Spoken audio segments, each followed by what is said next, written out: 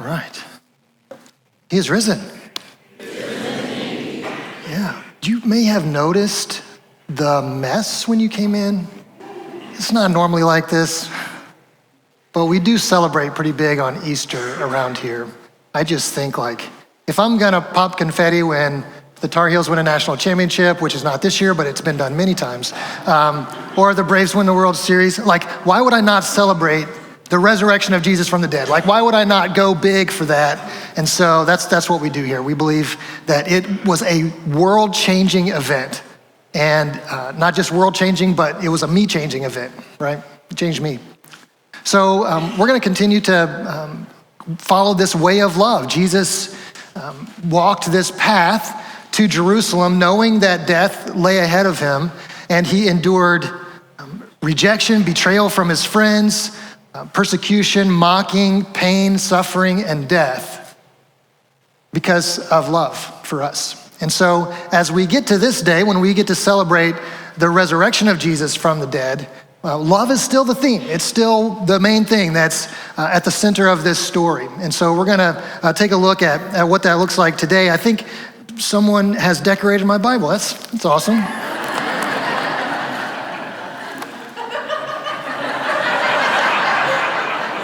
No?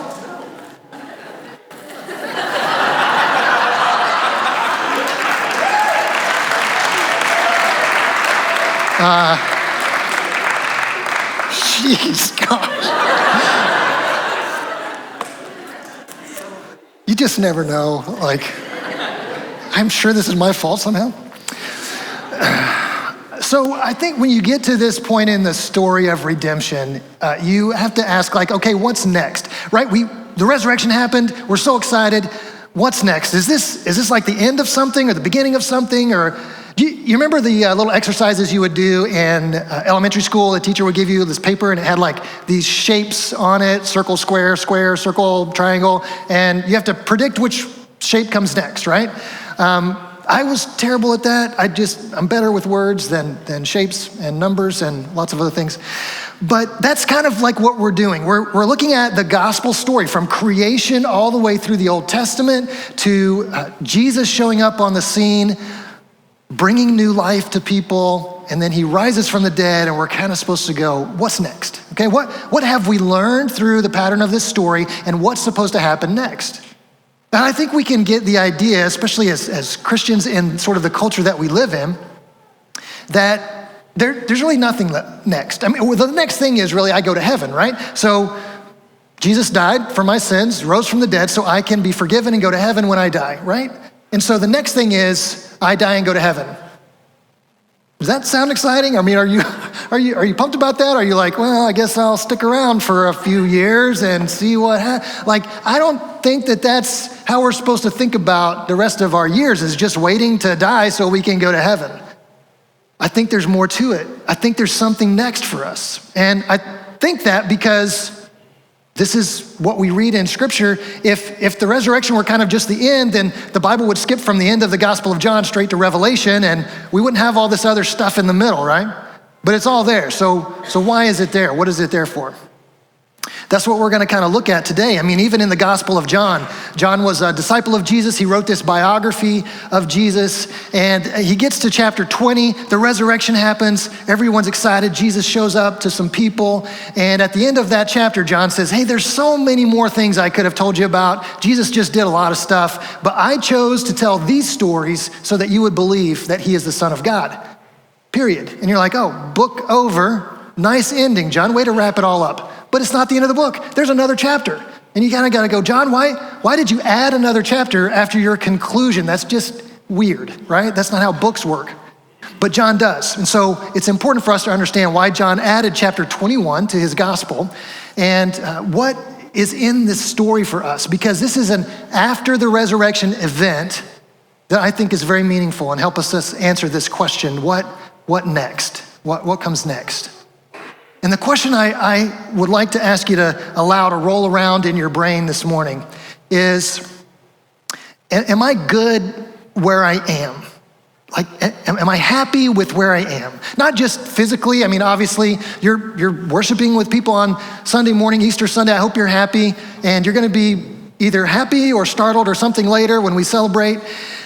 But what about physically? What about emotionally? What about spiritually? What about mentally? Are you happy with where you are? Can you wake up in the morning and say, I'm at peace with God. I'm right with God. I'm at peace with people. I have good kingdom work to do. Or is there more for you? Is there something next for you? So let's just let that question roll around as we jump into John 21. So I'm going to just tell you the first part of the story, and then we'll read the second part. So in the beginning of chapter 21, Peter, who is one of the most famous disciples, right? He's kind of a bold, brash guy. He does a lot of things without thinking about it. Reminds me of some teenagers I know. None of you. I mean, you guys are awesome. But he might have been a teenager. So Peter is with six of his friends, the six other disciples, and they're kind of sitting around. I mean, Jesus rose from the dead, and he shows up every now and then. I mean, he showed up twice already, and they got to see him and touch him and eat with him, and so they know he's alive, but he doesn't like hang out. He just like comes in and out, and it's unpredictable, and it's rare for him to show up, and so their life goes from every moment of every day with Jesus to like just waiting for the next time he's gonna appear. And while they're waiting, Peter says, I'm going fishing. Now, Peter was a fisherman when Jesus first called him, and so it's a natural thing for Peter to do. We don't know exactly why he did it, if it was because they needed food to eat or some money, and so they could sell some fish, or if Peter is sort of like drifting back to where he was before Jesus called him, because he doesn't have anyone to follow right now, it feels like, so he's kind of going backwards in his faith and in his life. We don't really know.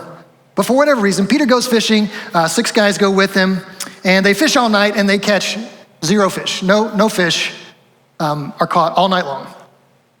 Some of you fish and you kind of know what that's like. And what do you want to hear from people after a night like that? The sun comes up, they see a guy standing on the shore, he calls out to them, hey, did you catch anything? Is that what you want to hear? No. So they just say, nope, caught no fish. And so he says, why don't you throw your nets on the other side of the boat and just see what happens? And so they do it. And as soon as they do, fish are jumping into that net like it's the last train to Disney World. I mean, they're trying to get eaten, right? And so all these fish jump in, and something clicks with John, and he goes, Peter, I think that's Jesus on the shore. And the reason why this is coming to mind is because Peter and John had a similar experience to this previously. They were fishing all night. We'll get to that in a moment.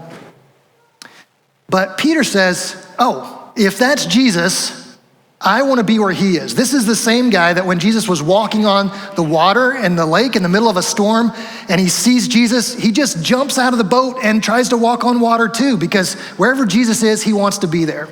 So he jumps out of the boat, swims to shore. Jesus is there he's got a fire and he's got bread and fish. And you're kind of like, they fished all night, professional fishermen, right? Fished all night, nothing. Jesus is on the shore with some fresh fish. You're kind of going, I see who's the better, fisherman. He probably just went and whistled and they just jumped into his fire. I don't know. So just a little stab at him maybe. And so Peter gets to shore. Jesus says, why don't you bring some of your fish, add to mine, and we'll have a meal together. And Peter's like, oh yeah, fish.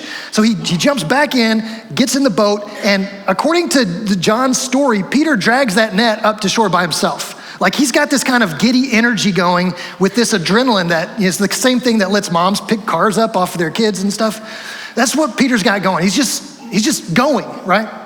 And so he drags the fish up and they count the fish, which is fun and strange, and 153 fish.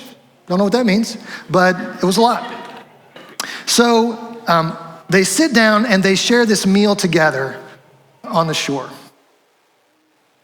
And I think we're supposed to be thinking, John added this chapter for a reason, right? So we're supposed to be thinking, what's going on with Peter? Peter's obviously the main character of this story.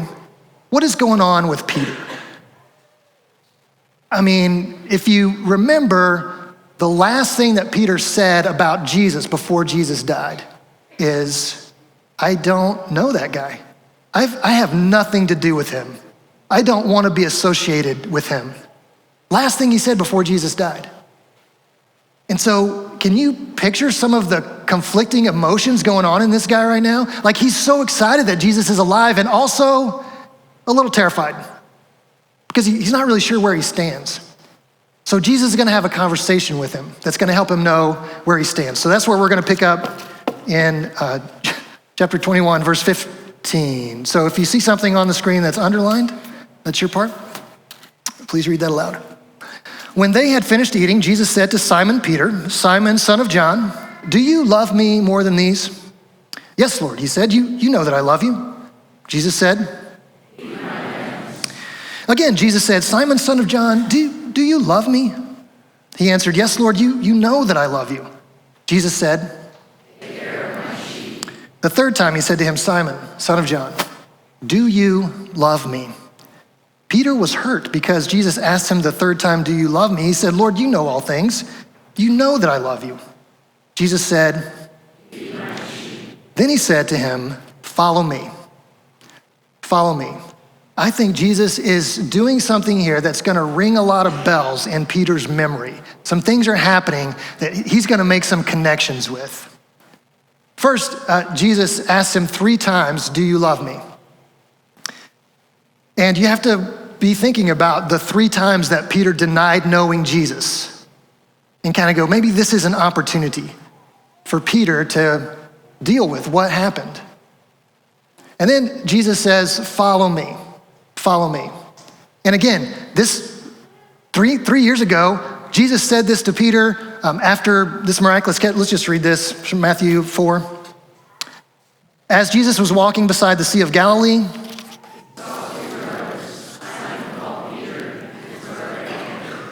they were casting a net into the lake, for they were fishermen.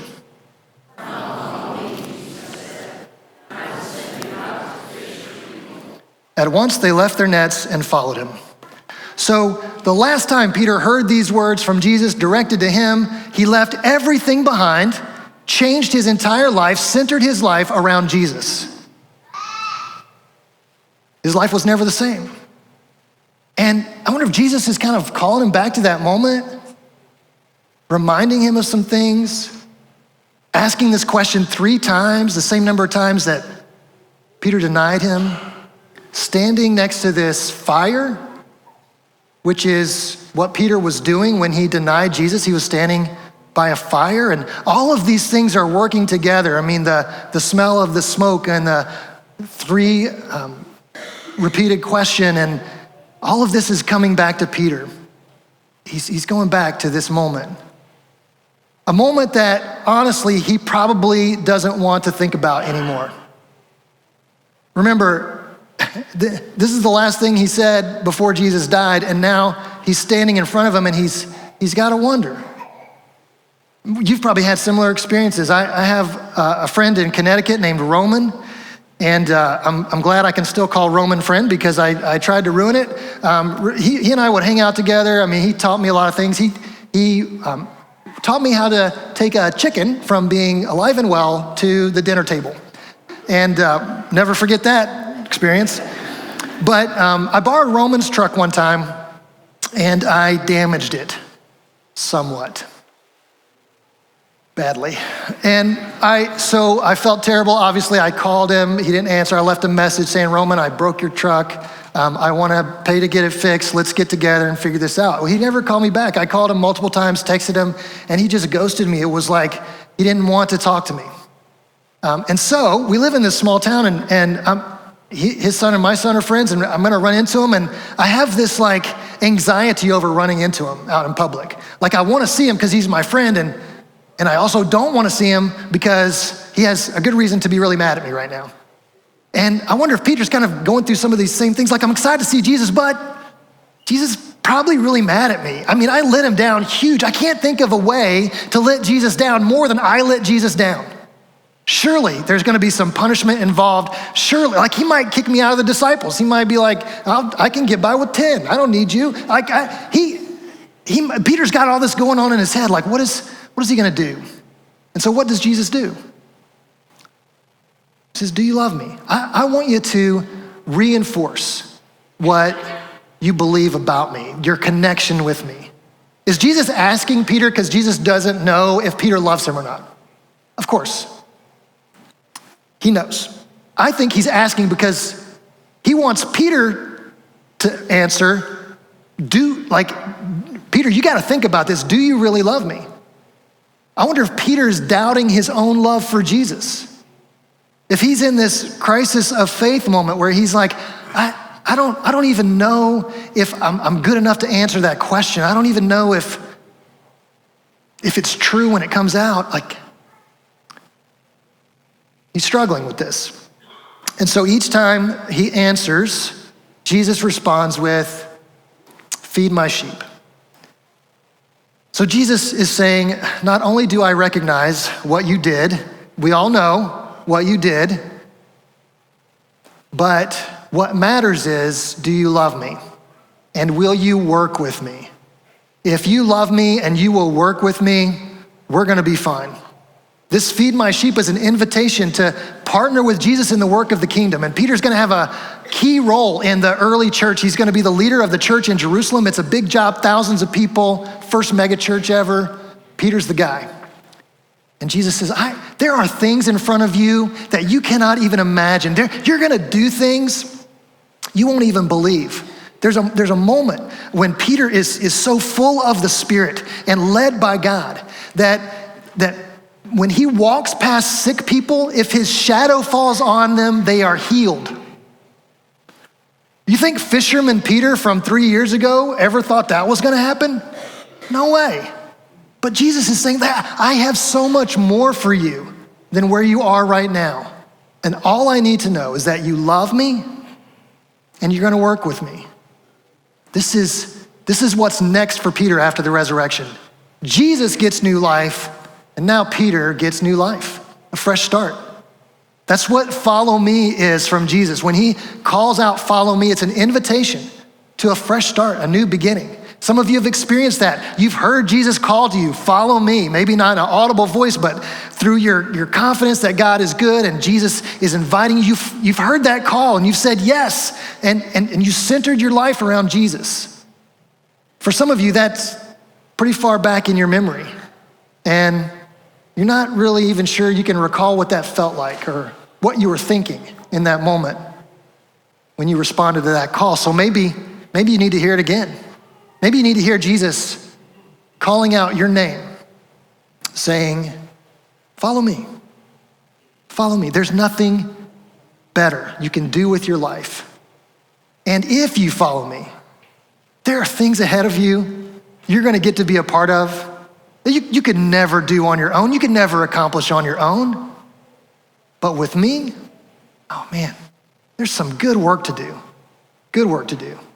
That's what Jesus is doing for Peter. It's this resurrection, it's this new life for Peter. It's this restoration, this reconnecting with Jesus. And also I think it's a restoration of his place among the disciples. If you think about it, I mean, the night that Jesus was betrayed, he washes their feet and he tells them that you guys are all gonna bail on me. Something bad's gonna happen, you're all gonna bail on me. And Peter's like, no way. He's like, maybe these losers will run away. I will never, Jesus, I will never betray you.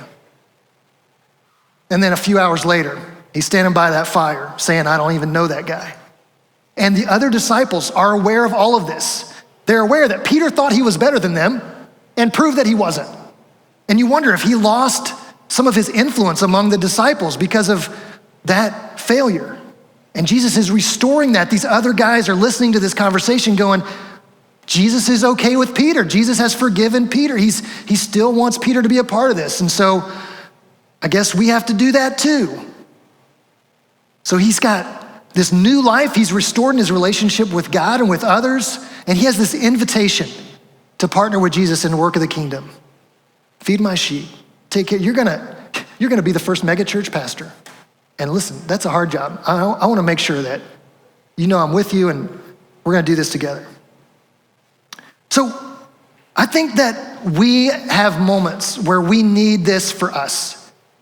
Our salvation is the work of Jesus on the cross. Our response to that salvation is not a one-time event. It's not hey, I got baptized once, or I said this prayer once, or it happens over and over again. There are moments in your life when you need to be resurrected. You need new life. You need a fresh start. Maybe today is one of those moments. There are moments when you need restoration with God, when you wake up and you go, I don't think I'm at peace with God. I don't think I'm in a right relationship with him. I don't feel like I'm doing kingdom work, anything that matters for eternity. And you need this restoration and invitation. Maybe today is that day. Maybe you hear that call from the Holy Spirit today for new life, restoration, invitation. And then you get to live this resurrection life. And it's pretty exciting. It's difficult. I mean, we know it's difficult. We've been through, in our church family, we've been through the last 6 weeks of this study called The Way of Love, and it has just walked us down a very difficult and dark road. That following Jesus is gonna take us through some times where we feel alone, where we are wondering if something good is gonna come out of this. But then we always get to this Easter Sunday, to this resurrection day, when we celebrate new life. And so we get to live this resurrection life. What does that look like for you? It probably looks like confetti sometimes. There's still stuff falling out of my Bible. Yep. So here's what I want to ask you. Is there some part of your faith that you have drifted from that you want to see restored? Maybe you quit going to church. Maybe you just haven't been to church in a while. And you quit because everybody there acts like they've kind of got it all together and you don't. And you're like, either these people aren't real or I'm not good enough to be a part of them. Well, welcome to Cicero Christian Church, where we are an absolute mess, right? We blow it all the time, and we don't have it all together. We smile when we're here because we get to be around other people who also don't have it all together. Maybe you bailed out on church because the church hurt you or someone that you love in a painful way. And you just lost confidence that this can be a good thing. Well, if that's happened to you, first of all, I apologize. Please forgive me, forgive the church, whether it was this church or another one.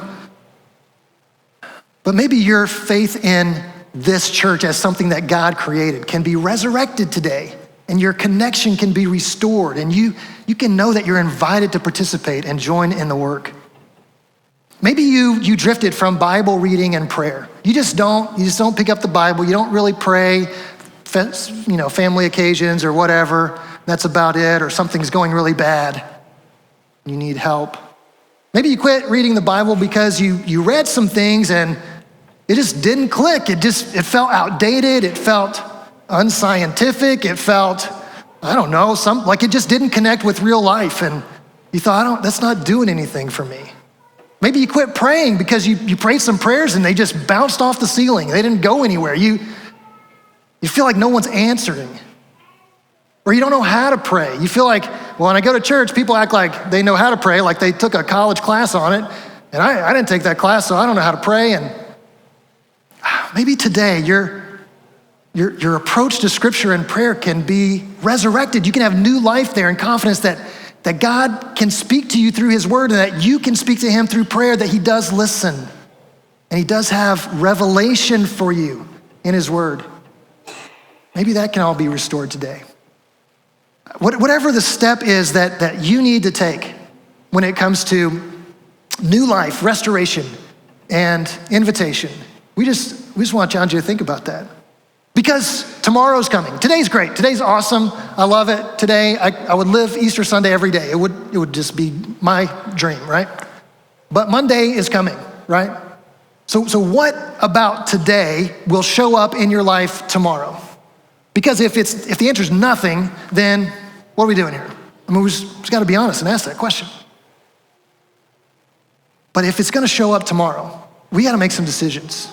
We got to take a look and ask ourselves, am I good where I am? Am I in the right place? Am I right with God? Am I right with people? Am I participating in the work of the kingdom? And if not, I got to take a step. I got to take a step of faith. Maybe that step is baptism. Maybe you've never been baptized into Christ, and that's just a step that you need to take to align yourself with Jesus. Whatever that is, if you would like some help with that, we've got a lot of people here who would love to talk with you, pray with you, and help you figure out what that step is. We're not We're not able to see the future or read your mind. So I can't just tell you exactly what it is you need to do. But together we can figure it out. And we'd love to invite you to reach out. I want resurrection life for you. I want it to mean something Monday, Tuesday, Wednesday, Thursday, 2025, 2031, however long you get to live. I want this to mean something for you every day. So I just invite you to think about that question as we get ready to sing and celebrate. This is going to be fun. Or else, no, it's going to be fun. So would you stand?